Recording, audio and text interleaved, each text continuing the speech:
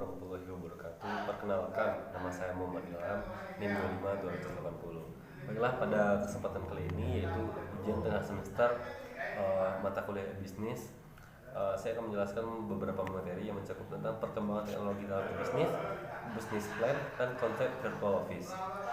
Baiklah, yang pertama yaitu perkembangan teknologi dalam e-bisnis.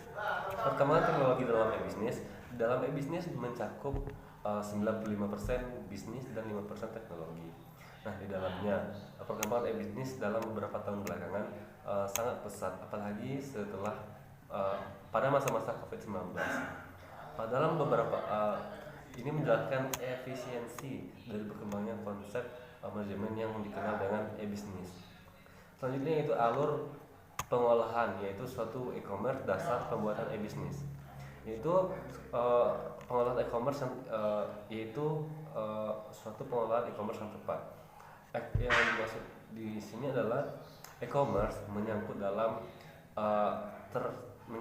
e-bisnis. Jadi beberapa e-commerce seperti Lazada, Tokopedia, dan Shopee itu berada di dalam lingkup e-bisnis. Nah, bisa kita lihat pada saat sekarang ini beberapa toko online. Sebelumnya toko online dan marketplace ini berbeda. Marketplace ini yang seperti disebutkan tadi yaitu tentang Shopee, Tokped, dan Lazada dan lain sebagainya. Sedangkan toko online, toko yang bisa seperti website yang dibikin oleh suatu lembaga atau seseorang atau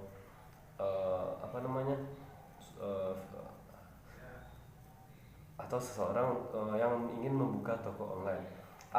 Seperti yang kita pelajari kemarin juga seperti OpenChart, di sana kita membuat toko online sendiri. Nah, di sini dalam e-bisnis, di dalam e-bisnis ini e-commerce ini sangat melaju pesat, apalagi dengan beberapa tahun belakangan semenjak COVID-19. Beberapa toko online ikut juga join ke dalam e-commerce yang beredar pada saat sekarang ini. Baik lagi ke analogi pertama itu tentang e-bisnis itu 95% bisnis dan 5% teknologi.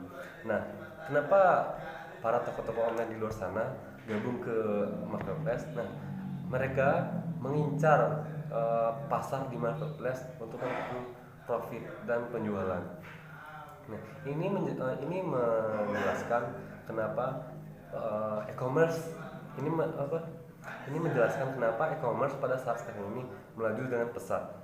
Bisnis yang didefinisikan sebagai penerapan teknologi informatika dan komputer untuk mendukung kegiatan usaha.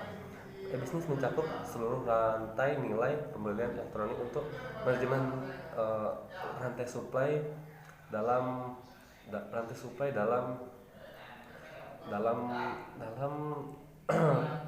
bisnis ini. Standar teknisi khusus dalam e-bisnis untuk memfasilitasi pertukaran data antara perusahaan dapat berupa website, internet, eksternal, atau kombinasi dari beragam atau kombinasi dari semuanya. Dapat dilihat saat kita memesan suatu barang pada e-commerce. Anggap saja kita mengambil contoh di Shopee. Nah, pada saat kita memesan barang di Shopee, ini akan melibatkan beberapa perusahaan, seperti pada saat kita membayar kita melibatkan bank, dan saat barangnya dikirim ke sini kita akan melibatkan beberapa ekspedisi. Nah, ini menjelaskan e-bisnis ini sangat berpengaruh besar dalam perkembangan ekonomi. Khusus dalam e-bisnis ini memfasilitasi semua kegiatan yang ada. Pada dasarnya perdagangan elektronik ini yaitu proses pembelian atau bertukar produk atau jasa dan informasi melalui jaringan. Nah, ini bisa kita lakukan di rumah atau dimanapun yang bisa kita mau untuk pemesan barang, dan beberapa hal yang tumbuh begitu cepat sebagai perdagangan dalam internet, yaitu IDE, yaitu bisnis yang mengembangkan efisiensi operasi dan pada meningkatnya nilai pada perancangan. Ini adalah yaitu interval fokus. Istilah e-commerce dalam e-bisnis sering disalahgunakan dan dipertukarkan, dan istilah e-bisnis sering disalahgunakan atau dipertukarkan dengan e-commerce. Di sini akan dijelaskan yang pertama yaitu business interval system, yaitu manajemen hubungan perancangan sistem, daya pemasaran, sistem manajemen dokumen, dan yang manajemen sumber daya manusia. Yang kedua yaitu perancangan kombinasi dan komunikasi perusahaan. Di sini kita bisa ambil contoh yaitu seperti yang dijelaskan tadi. Komunikasi dan kombinasi antara perusahaan dalam e-commerce itu sangatlah penting. Bisa kita lihat pada Shopee misalnya. Di saat kita memesan barang, di situ akan melibatkan beberapa perusahaan seperti perusahaan bank dan perusahaan ekspedisi. Nah, perusahaan bank contohnya, di saat kita memesan, di sana akan melakukan pembayaran, maka bank tersebut akan mengambil peran dalam pembayaran kita untuk ke penjualnya. Dan yang kedua itu perusahaan ekspedisi. Perusahaan ekspedisi sendiri sudah banyak yang berkembang, apalagi pada masa selesai COVID-19 pada saat beberapa tahun yang lalu. Di sini aktivitas belanja online atau bisa dibilang dengan e-bisnis sangatlah meningkat dengan pesat. Oleh karena itu, semua pengiriman barang ekspedisi yang biasanya dikirimkan melalui travel atau yang sebagainya, kini sudah sangat gampang kita mengirimnya dengan kurir. Apalagi dengan segala jaminan yang diberikan, harga dan kualitas yang kita bisa saja mengecek di mana kita telah sampai di mana. Itu nilai plus yang diberikan oleh ekspedisi tersebut. Beberapa kombinasi yang bisa diambil itu pertama itu VoIP, content management system, voice email, web conferring, dan digital work from. Yang ketiga itu perdagangan elektronik, yaitu business to business, electronic communication to customer. Itu bisa kita lihat seperti toko online, manajemen rantai supply, pemasaran online, pemasaran offline. Selanjutnya itu perbedaan istilah e-commerce dan e-business. Yang pertama kita lihat yaitu tentang e-commerce. E-commerce merupakan suatu set teknologi aplikasi dalam proses bisnis yang menghubungkan antara konsumen, perusahaan, dan komunitas tertentu melalui transaksi elektronik dan perdagangan barang atau jasa dalam pelayanan dalam informasi yang dilakukan secara elektronik. Secara umum, e-commerce dapat diartikan sebagai segala bentuk transaksi perdagangan dalam perdagangan atau perniagaan barang atau jasa. Contoh e-commerce yang ada pada Indonesia pada saat sekarang ini seperti Shopee, Tokopedia, Lazada, Bukalapak, atau Blibli. Ini bisa dibilang top 5 e-commerce yang ada pada Indonesia pada saat sekarang ini. Selanjutnya yaitu e-business. E-business yaitu merujuk pada definisi e-commerce yang lebih luas, tidak hanya pembelian dan penjualan barang serta jasa, tapi juga pelayanan dan penanganan. Kegiatan bisnis di internet tidak saja pembelian, penjualan, dan jasa, tetapi juga pelayanan pelanggan baik individual maupun instansi. Dengan e-bisnis, suatu perusahaan dapat meminimalisasikan total biaya pengeluaran tahunan atau anggaran tahunan yang dianggarkan. Dan hal-hal apa saja yang membuat e-bisnis menjadi primadona dalam kerangka bisnis modern pada saat sekarang ini? E-bisnis bisa menjadi primadona pada saat sekarang ini, yaitu karena banyaknya beredar luas statistik yang menunjukkan kian tingginya nilai bisnis yang dijual pada saat sekarang ini. Bisa dilihat seperti uh, ada orang yang memposting history uh, omsetnya di Shopee. Ini bisa menjadi motivasi oleh beberapa orang untuk mengikuti jejak bisnis tersebut. Pada saat sekarang ini bisa dilihat salah satu platform media sosial yang baru ini sudah ikut ke dalam dunia e-bisnis, yaitu TikTok Shop. Nah, ini sangat menarik. Kenapa? Karena di TikTok Shop ini bisa dibilang baru dibanding beberapa e-commerce yang ada pada Indonesia yang beroperasi di Indonesia. Tetapi di TikTok Shop ini penjualannya sangatlah pesat. Kenapa? Karena di dalam penjualan tersebut terdapat konten-konten yang bisa menarik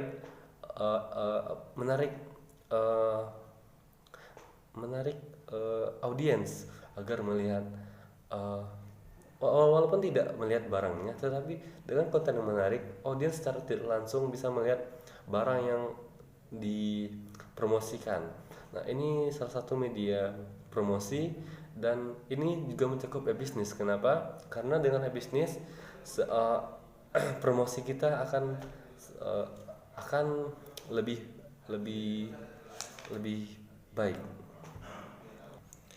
Yang saya kagumi dari e-commerce ini, bisa bilang e-commerce atau sosial media, tetapi ini mencakup kedua-duanya. Yang dibilang di TikTok Shop tadi, ini di TikTok yaitu bisa dibilang salah satu aplikasi yang booming atau top 3 aplikasi yang paling populer pada saat sekarang ini. Nah, di sanalah langsung pintarnya TikTok ini membuat ekosistem penjualan. Nah, dalam hal ini penjualan di TikTok sebagai media sosial langsung meng-hire para toko e-commerce yang para toko-toko online yang jualan di e-commerce seperti Lazada dan sebagainya ini, ada juga yang join atau gabung ke dalam ekosistem TikTok ini. Oleh karena itu, dengan adanya sarana dari TikTok tersebut seperti live dan konten yang bisa dibilang lebih gampang tersebar daripada media sosial lainnya. Dengan adanya laman For Your Pets ini bisa menjadi yang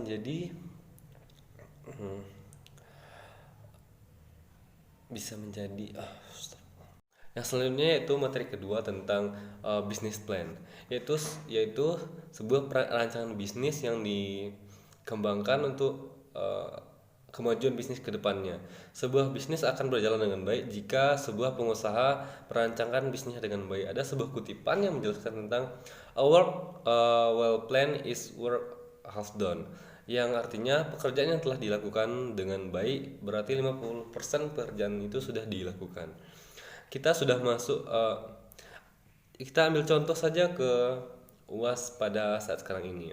Kemarin diberitahukan kalau kita akan mengerjakan UAS dengan waktu 20 menit. Nah, pada saat soal kita dikasih waktu 30 menit. Nah, tentu kita sebagai mahasiswa merasa kenapa bertambah. Nah, gitu. Tentu rasa tekanan akan semakin berat. Dan Dan kita sebagai mahasiswa juga biasanya akan malas untuk mengerjakannya. Namun jika kita mengatur plan untuk mengerjakan ini, bukan tidak mungkin hal ini bisa kita selesaikan. Buktinya pada saat sekarang ini kita bisa menyelesaikan UAS tersebut. Inilah yang disebut dengan plan. Eh, kita balik lagi ke topik e-business. Kita masuk ke pengertian bisnis dan business planning. Yaitu suatu dokumen tertulis untuk memproyeksikan keseluruhan informasi yang diberikan mengenai bisnis yang dijalankan. Di dalam bisnis eh, di dalam bisnis plan biasanya berisi strategi pemasaran dan penjualan, bisnis secara detail, income, outcome, dan bisnis tersebut kondisi keuangan dan income dan informasi lainnya. Yang jadi perbedaan antara bisnis atau bisnis plan adalah penelitian mengenai kegiatan organisasi sekarang dan yang akan datang dan menyusun kegiatan untuk mendapatkan hasil yang diinginkan yang diturunkan dalam suatu dokumen perencanaan. Hubungan bisnis hubungan bisnis plan dengan kemampuan entrepreneurship calon pengusaha. Kehebohan dalam membuat bisnis plan tidak berhubungan dengan kemampuan entrepreneurship. Bahkan pembisnis baru eh, pembisnis baru eh, yang smart biasanya diajukan untuk tidak membuat bisnis plan, tidak berpikir panjang dan memulai bisnis dan langsung action. Sementara dari sisi akademis diwajibkan untuk mengharuskan membuat membuat bisnis planning saat memulai bisnis yang digunakan sebab panduan dan arahan paling jelas serta berusaha membuat bisnis plan diharapkan pengusaha menggunakan bisnis plan sebagai acuan. Pada dasarnya adalah penjelasan tentang suatu produk atau layanan. Istilah ini identik dengan dunia bisnis ketika para entrepreneur mencoba menjelaskan produk atau layanan kepada investor.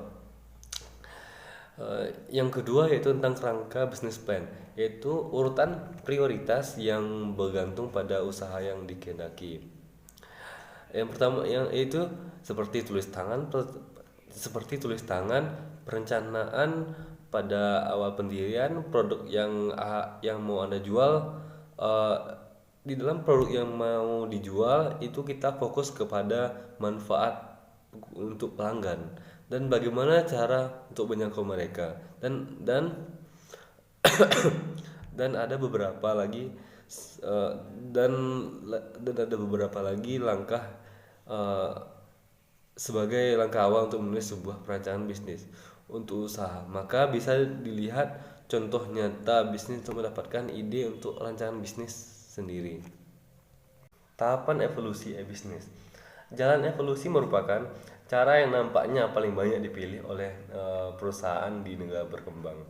Contohnya saja di negara kita. Pada saat sekarang ini kita menerapkan konsep e-bisnis karena kehati-hatian yang dimiliki. Hal utama yang harus dikembangkan atau yang dipelajari adalah bagaimana langkah-langkah yang harus diambil untuk mengembangkan hal tersebut. Terdapat 4 langkah evolusi yang mungkin bisa kita ketahui. Yang pertama yaitu tentang tahapan platform. Pada tahap awal ini biasanya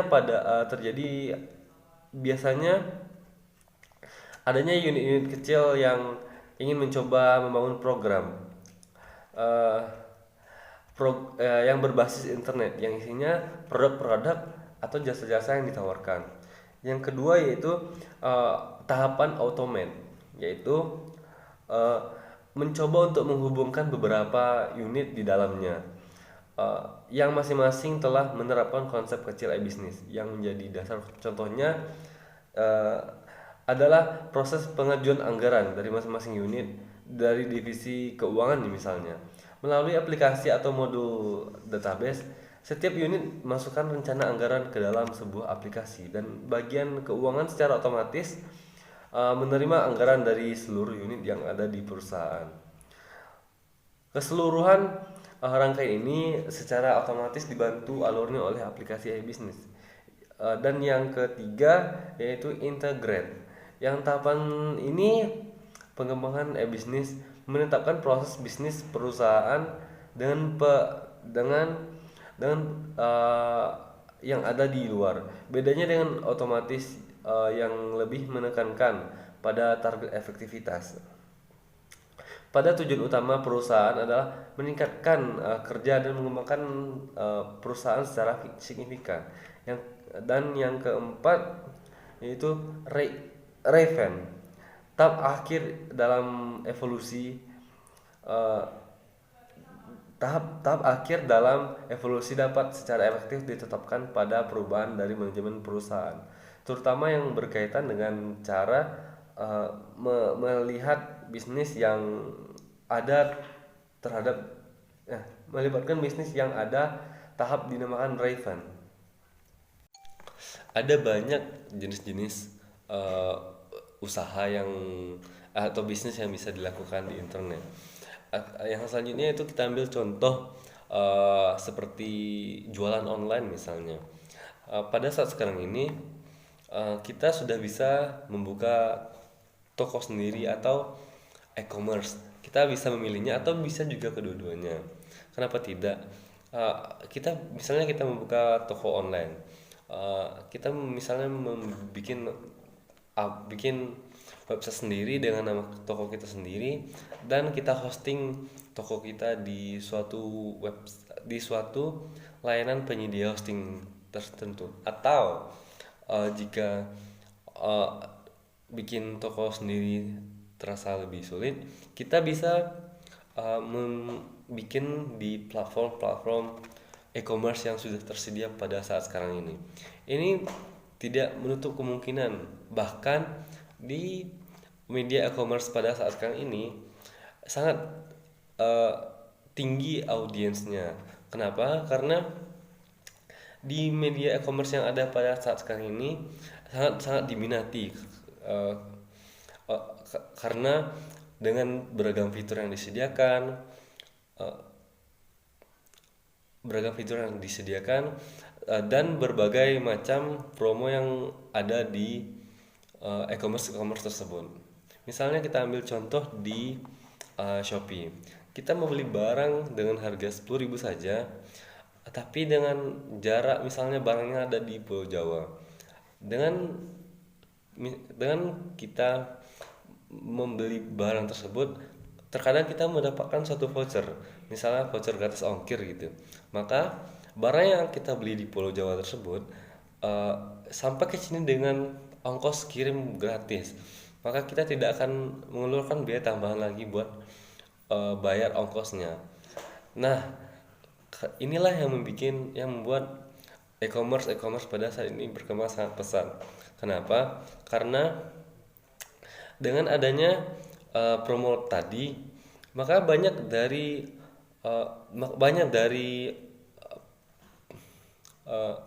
masyarakat yang sangat menggemari belanja, apalagi dengan budaya orang Indonesia yang konsumtif. Maka dengan hal ini sisi kita sebagai penyedia e-commerce sangat diuntungkan. dan dan dan eh, dan kita coba ambil contoh satu lagi di media sosial media TikTok. Nah, pada saat sekarang ini kita bisa melihat TikTok itu bukan hanya media sosial buat rekam video atau upload story begitu saja. Namun ini sudah dijadikan ladang bisnis. Kenapa? Karena di TikTok tersebut sudah menjadikan fitur TikTok Shop. Nah, disinilah bisa menjadi daya saing oleh e-commerce lain. Kenapa? Karena di aplikasi TikTok Shop ini bisa dibilang tergolong baru, dan ini eh, dan ini ramenya baru munculnya baru beberapa tahun belakangan ini. Berbeda dengan toko-toko e-commerce yang lain yang sudah muncul lebih dahulu, tapi TikTok Shop ini lebih sekarang sangat berkembang pesat karena dengan beragamnya konten-konten yang diberikan oleh eh, penerima dan eh, oleh penjual, dan review dari pembeli pun itu sangat membantu. Oleh karena itu, eh, media TikTok ini adalah salah satu media e-commerce, bisa dibilang e-commerce tetapi ini media sosial. Nah, bisa ini yang sangat diuntungkan kedua belah pihak, karena dengan memesan barang eh, di aplikasi TikTok tersebut, maka tidak kalah dengan platform e-commerce yang lain. Di sini kita juga mendapatkan promo-promo yang lain seperti gratis ongkir, voucher diskon beberapa persen, dan harga yang bersaing. Kita bisa melihat patokan harga di beberapa e-commerce dan di TikTok ini tersebut. Kita di TikTok ini bisa dibilang salah satu uh, harga yang sangat bersaing dibanding dibanding eh, dibanding dengan platform lain, karena di TikTok ini banyak masyarakat mid to low yang gemar belanja di sini. Ini bisa menjadi sisi positif dan sisi negatif. Sisi positifnya, kita sebagai penjual akan mendapatkan omset yang sangat yang bisa dibilang lebih tinggi. Dan perusahaan yang tergandeng di dalam ini juga mendapatkan omset yang naik. Nah, ini menyebabkan ekonomi di suatu putaran omset tersebut naik. Nah, di sisi negatif, kembali ke sisi negatifnya, di perilaku konsumtif ini bisa saja menjadi jebakan, karena kita bisa melihat di e-commerce pada saat ini rata-rata semuanya, bisa dibilang semuanya sudah menyediakan pay letter atau bahasa dulunya kredit. Nah, kita bisa mengambil barangnya dulu dan bayar belakangan. Ini adalah suatu perlakuan yang buruk, bisa dibilang buruk, dan ada juga sisi positifnya. Namun yang bisa dilihat sekarang, orang banyak menggunakan ini buat kesenangan belaka. Dia mau beli barangnya dahulu dan bayarnya nanti. Nah, ini yang akan ini yang menjadi sisi buruknya eh, e-commerce bagi masyarakat. Tapi eh, di sini terdapat feedback saling menguntungkan atau bisa juga saling merugikan, karena dengan budaya yang konsumtif, dan apabila barangnya sudah diambil misalnya dan tidak dibayar, itu juga akan menjadi kerugian bagi suatu lembaga yang menaunginya. Eh, dan selanjutnya ada beberapa contoh eh, bisnisnya di internet selain selain e-commerce tadi, yaitu tentang web design. Misalnya kita bisa menjual desain-desain kita yang misalnya dari sekolah dasar, atau atau dari kecil sudah suka menggambar. Dan nah, ini bisa menjadi suatu peluang, karena dengan belajar desain ini, kembali dengan konten di TikTok tadi misalnya. Nah, di sini web design ini sangat berpengaruh. Dengan kita memaparkan desain-desain yang menarik, maka audiens bisa tertarik dengan konten-konten yang akan kita miliki. Oleh karena itu, web design ini menjadi salah satu eh, bisnis yang menjanjikan di internet. Nah, yang kedua bisa juga reselling atau penjualan barang orang. Nah, ini juga salah satu eh, bisnis di internet yang sangat marak pada saat sekarang ini. Kenapa? Karena kita tidak perlu stok barang atau memproduksi barang. Kita cukup menjualkan barang orang yang sudah jadi. Kita tidak perlu mengestok, kita tidak perlu membikin, dan kita hanya mempromosikan. Ini berbeda dengan berbeda dengan uh, endorse atau yang lain. Kita menjualkan, kita bisa kita menganggap barang itu kita yang dari kita gitu, bukan kita menjual, bukan kita mempromosikan barang dia, kita mempromosikan barang kita, tapi barang yang kita jual itu barang mereka. Nah, di itulah uh, bisnis reseller. Dan yang selanjutnya bisa kita cari di beberapa lebih banyak, dan selanjutnya ada beragam bisnis di internet yang bisa kita jumpai pada sehari-hari, seperti uh, penjualan jasa,